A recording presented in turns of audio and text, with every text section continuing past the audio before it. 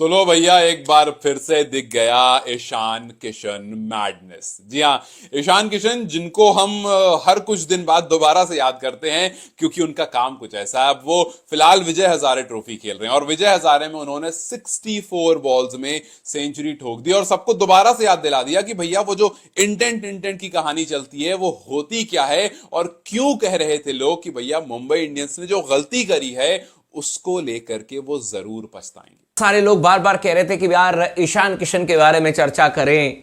ईशान किशन ने जिस तरीके से प्रदर्शन किया है या फिर कब उनको मौका मिलेगा।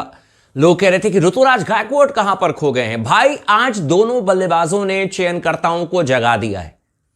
उठो मोहन प्यारे उठो और अब तो टीम में चुन लो। तूफानी शतक ईशान किशन के बल्ले से और तूफानी शतक ऋतुराज गायकवाड के बल्ले से। ऋतुराज गायकवाड और ईशान किशन ने की गेंदबाजों की जमकर कुटाई।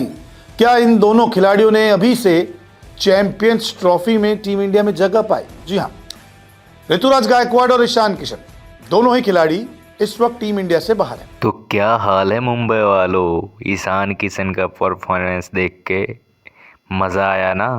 हैदराबाद वालों के लिए तो दोनों हाथ में लड्डू है। तो देखो अभी ईशान किशन किस फॉर्म में चल रहे हैं, मज़े काट रहे हैं भाई, मज़े। विजय हजारे ट्रॉफी में मज़े काट रहा है ईशान किशन। और जब से टीम इंडिया से बाहर चल रहा भाई साहब, वो पूरे तरीके से ख़तरनाक हो चुका है वापिस आने के लिए।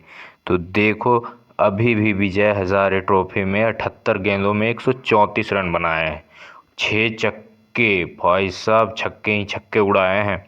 तो ईशान किशन को हल्के में ले रहे थे, जैसा बाहर करके बैठाए हैं, लेकिन अब जैसा तो आईसीसी के चेयरमैन बन गए हैं, तो अब इन्हें तो आना ही है।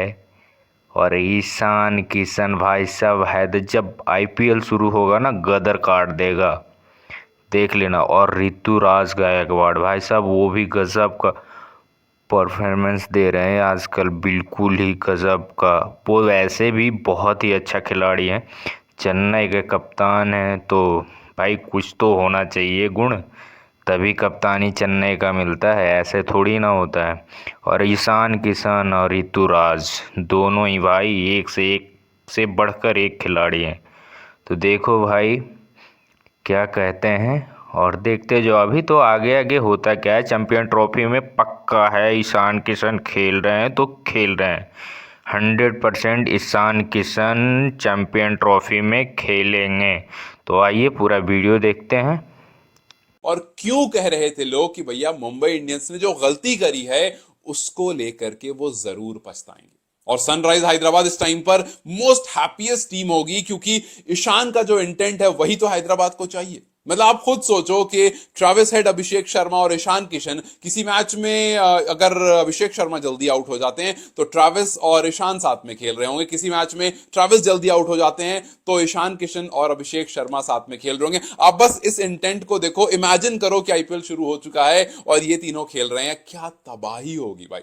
मतलब मुझे पता है बहुत बार लोग मुझसे कहते हैं कि भाई आप बिहार से हो ना, इस वजह से ईशान के लिए आपके इमोशंस जो हैं वो ज्यादा जाग जाते हैं, लेकिन ऐसा नहीं है। मैंने यूं ही ईशान किशन को ट्रेविस हेड से कंपेयर नहीं करा है काफी बार पुरानी वीडियोस में।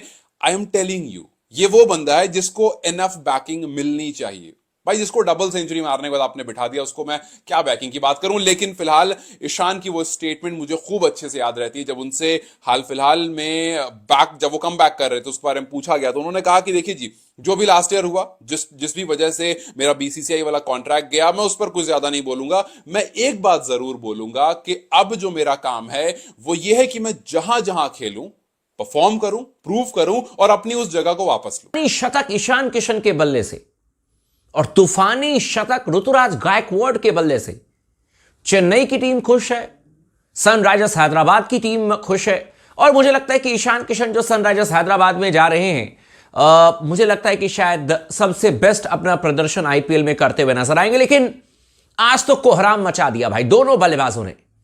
इन दोनों बल्लेबाजों को चयनकर्ताओं ने एक अलग नजर से देखा है, इनको टीम से दूर रखा है। यह कहने में कोई गलत चीज नहीं है, जो फैक्ट है वो फैक्ट है। लेकिन डोमेस्टिक क्रिकेट में दोनों रन बना रहे हैं, कुछ तो हमारे प्लेयर्स डोमेस्टिक क्रिकेट खेलने को तैयार नहीं हैं, लेकिन बार बार खराब प्रदर्शन होने के बावजूद भी वो टीम के साथ में हैं। लेकिन जो डोमेस्टिक क्रिकेट खेल रहे हैं, लगातार रन बना रहे हैं, उनको पूछने वाला कौन है? आज जो ईशान किशन ने धुआंधार पारी खेली है, मैं आपको बताता हूं, ऋतुराज गायकवाड़ ने जिस तरीके से आज कोहराम मचाया है, साबित कर दिया है भाई कि बहुत पोटेंशियल है अभी इन दोनों प्लेयर्स में, लेकिन मौके की तलाश में इस समय भटक रहे हैं। और ये मौका कौन देगा? ये मौका जो है वो आपके चयनकर्ता देंगे, ये मौका जो है वो आपके बीसीसीआई वाले देंगे, तभी तो आकर के ये इंटरनेशनल लेवल पर परफॉर्मेंस करेंगे। 200 रन ऐसे ही हवाई फायरिंग में थोड़ी ना बन गए ईशान किशन के द्वारा। ऋतुराज गायकवाड़ क्या शानदार तरीके से T20 फॉर्मेट में रन बना रहे थे, लेकिन खिलाना था किसी और को, तो आपने ऋतुराज गायकवाड़ को ठिकाने लगा दिया। अब देखते हैं कि ऋतुराज गायकवाड़ को, जो कि चेन्नई के कप्तान हैं, और आजकल तो अलग ही मामला चल रहा है चेन्नई की खिलाड़ियों का साथ में। चेन्नई की खिलाड़ियों को तो बस कहा जा रहा है कि भाई साइडलाइन हो जाओ, साइडलाइन हो जाओ, पता नहीं जाडेजा कब तक टिकेंगे नहीं टिकेंगे। मतलब ऐसे लग रहा है जैसे सीएसके का प्लेयर होना कोई बहुत गुनाह हो गया भाई, है ना। बहुत सारे प्लेयर्स को बाहर कर दिया गया। लेकिन मैं अब बताता हूं आपको, जो ठुकाई पिटाई कुटाई आज ऋतुराज गायकवाड़ ने की है और ईशान किशन ने की है, कि सिलेक्टर्स भी एक बार तो जरूर इनके नाम के बारे में सोचेंगे। और ये कहां किया है? ये इन्होंने प्रदर्शन किया है विजय हजारे ट्रॉफी में, जो देश में इस वक्त चल रही है। Vijay Hazare trophy 50 over format की होती है और तमाम खिलाड़ी इस टूर्नामेंट को खेलकर चैंपियंस ट्रॉफी में अपनी जगह बनाने की कोशिश कर रहे हैं। ऐसे में ईशान किशन और ऋतुराज गायकवाड़ ने शतक लगाया है। दोनों ने अपनी अपनी टीम के लिए शतक ठोका और जीत भी दिलाई है। ईशान किशन झारखंड की तरफ से खेल रहे हैं, तो ऋतुराज गायकवाड़ महाराष्ट्र के लिए। ईशान ने झारखंड के लिए तूफानी पारी खेली। ईशान किशन ने 171 के ऊपर की स्ट्राइक रेट से शतक लगाया, तो झारखंड ने मणिपुर को 8 विकेट से हरा दिया। मणिपुर ने 253 रन बनाए थे 7 विकेट के नुकसान पे, और झारखंड ने 2 विकेट के नुकसान पर ही 255 रन बना दिए। इसमें ईशान किशन का प्रदर्शन लाजवाब रहा। ईशान किशन 134 रन बना पाए। इस दौरान 78 गेंदें खेली, 171 के ऊपर का स्ट्राइक रेट, 16 चौके और 6 छक्के। तो ईशान किशन की ये पारी, इससे पहले भी कुछ पारियां खेली थी, उससे ये तो साफ हो रहा है कि धीरे धीरे वो वापसी की राह पर है और अब हो सकता है कि चैंपियंस ट्रॉफी में इन्हें जगह मिल जाए। इसके अलावा ये तो मणिपुर और झारखंड का मैच था, लेकिन दूसरा मैच विजय हजारे ट्रॉफी में महाराष्ट्र का भी चल रहा था, जिसमें ऋतुराज गायकवाड़ ने शानदार पारी खेली। ऋतुराज ने महाराष्ट्र के लिए शतकीय पारी खेली, 200 के स्ट्राइक रेट से रन बनाए। इस दौरान महाराष्ट्र ने सर्विसेज की टीम को 9 विकेट से हरा दिया। सर्विसेज की टीम ने 10 विकेट के नुकसान पर 204 रन बनाए थे और महाराष्ट्र ने 1 विकेट के नुकसान पर ही 205 रन बना लिए। ऋतुराज गायकवाड़ ने 74 गेंदों पर 148 रन बनाए, 200 का स्ट्राइक रेट, 16 चौके और 11 छक्के। अब इतना तूफानी प्रदर्शन है तो इसके बाद तो हर कोई इन्हें टीम में रखना पसंद करेगा। हर सिलेक्टर यही चाहेगा कि ये दोनों खिलाड़ी होने चाहिए। अब सवाल क्या है? सवाल ये है कि क्या चैंपियंस ट्रॉफी में Ishan Kishan backup wicket keeper होंगे? क्या ऋतुराज गायकवाड़ तीसरे ओपनर होंगे?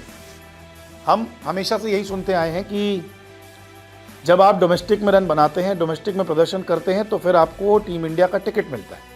अब ईशान किशन लगातार रन बना रहे हैं। ईशान किशन को समझ भी आ गया वो कहाँ गलत थे।